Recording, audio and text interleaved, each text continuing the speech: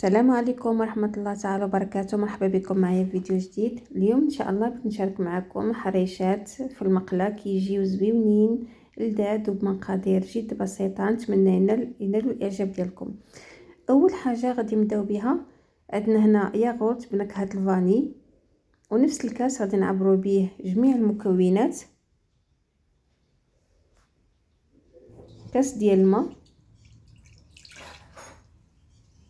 نصف كاس زيت نباتيه،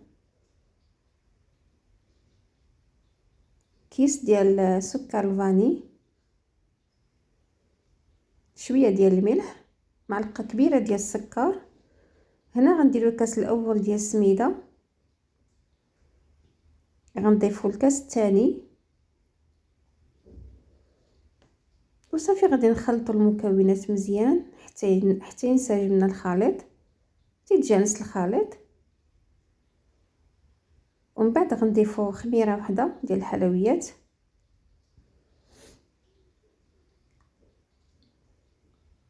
غنجيبوا المقله ديالنا غندهنوها بالزبده وغنرشوها بشويه ديال السميده. من بعد غادي نفرغوا فيها الخليط على هذا الشكل. نحاول اننا ما نعمروهاش بزاف. صافي كنديروها فوق البوطه. بالنسبه للعافيه ما تكونش مجهده وما تكونش ناقصه، يعني تكون متوسطه.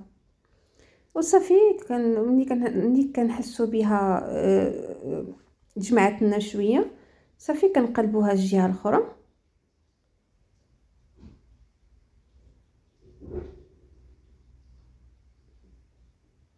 وهما الحريشات ديالنا واجدين، صدقوني كيجيو زوينين والمذاق ديالهم زوين. نتمنى ينالوا الاعجاب ديالكم.